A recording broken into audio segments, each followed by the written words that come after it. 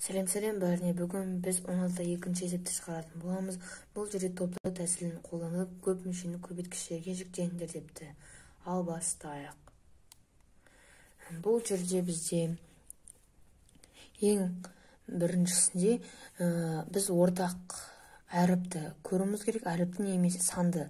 Мына жерде байқасақ, x, мына жерде екеуіне де ортақ, сонда x-ті жақшаның сыртына шығарамыз.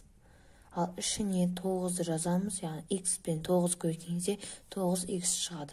Плюс y. X-ті y-ге көбейтсек, плюс xy шығады. Жабамыз жақшаны, плюс жазамыз. Бұл жерде ортақ бізде бұл 8 саны, яғни 8-ге бөлсек 1, 78-ні 8-ге бөлсек 9. Сонда жазайық. Ішіне y плюс 9. Байқасақ жақшаның ішіндегі таңбалар бірдей өзара. Сонда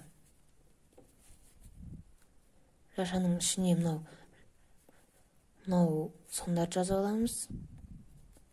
Ал тағы да жақшаның ішіне 9 плюс y-ті жазамыз. Екіншісінде бізде бұл жерде ортақ бұл b, сонда x азайтылынған 4. Келесі ортағы мұнда a. Сонда жақшаның сыртына a-ны жазамыз, ал ішіне x азайтылған 4-ті жазамыз. Байқасақ жақшаның ішіндегі сан таңбалары бірдей. Сонда b қосылған a-ны жазып, жақшаның ішіне x азайтылған 4-ті жазамыз. Үшіншісінде бізге бұл жерде ортақ көріп тұрсақ, a сан. Үшіншісінде бізде 4a және де 4b деген сандарда 4 саны ортақ. Сонда 4 жазып, сыртына a-ны жазып, плюс b-ны жазсақ болады. Азайтылынған мына жерде ортақ, мына жерде ортақ, ол y. Сыртына y-ті жазып, ішіне a-ны жазып, және де плюс b-ны жазамыз. Яғни минус пен плюс минус қайналып кетеді, сонда бәрібірде дәл осы орында қалады. Келесі жақшаның ішіне 4 минус y, жақшаның ішіне a плюс b-ны жазамыз. Төртіншісінде бізге бұл жерге ортақ 7 және 7. Сонда мына жерде 7x және 7x ортақ. Сонда жақшаның сыртына 7x жазып, ішіне a-ны жазамыз, плюс b-ны жазамыз. Мұнда бізде ортағы y, мына жерде y. Сонда минус y, ішіне a-ны жазамыз, азайтылынған емес, плюс b-ны жазамыз. Яғни минус пен плюс минус қайналып кетеді. Сонда жақшаның ішіне 7x азайтылынған y, жақшаның ішіне a плюс b-ны жазамыз. 16-та үшіншісінде бізде ортақ 0,5. Біріншісі 0,5. Қасында еще x бар ортақ. Және де t плюс k плюс мына жерде ортақ y-ті, y-ні да ортақ, ол бізде y. Ішіне t-ны жазамыз, плюс k-ні жазамыз. Сонда ішіне 0,5 плюс y, ішіне t плюс k жазамыз. Екіншісінде бізде бұл жерде ортақ өздеріңіз көріп тұрған 0,5 және 0,5 сонда жазайық, 0,5 және y ортақ. Қасына k плюс t.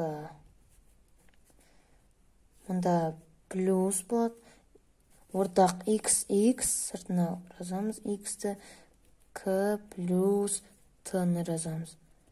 Сонда бұл жерде бізде 0,5 қосылған x, жақшаның ішіне k плюс t-ны жазамыз. Үшіншісінде бізде бұл жерде ортақ 0,7 саны, және де онымен қоса a.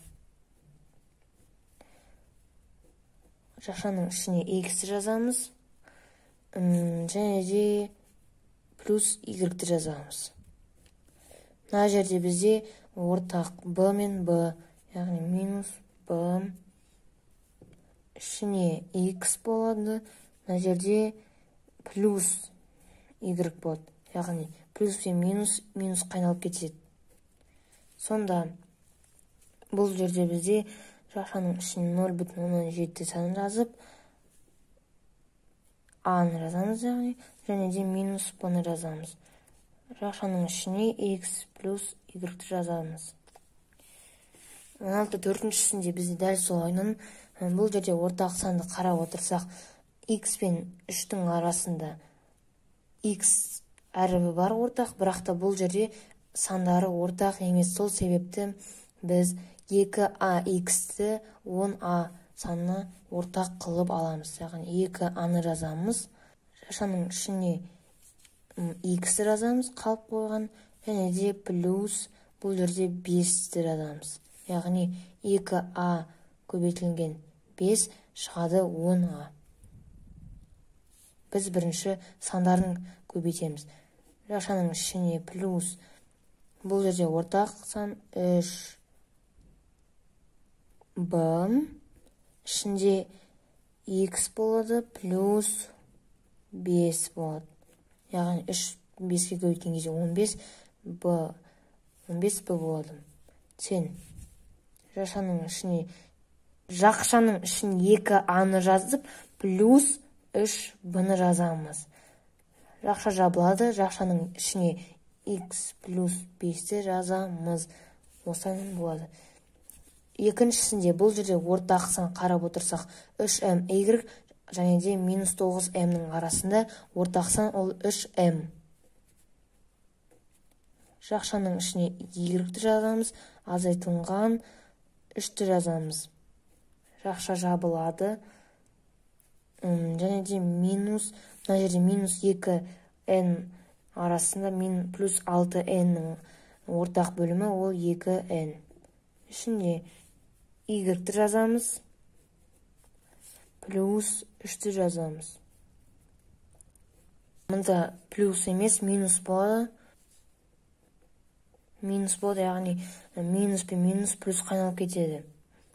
Тен 3m азайтылған 2n, жақшаның ішіне тағы y азайтылған 3 жазамыз. 16-5-шісінде бізде бұл жерде ортақ санды қарап отырсақ, бұл жерде a және де 4ax арасында бар.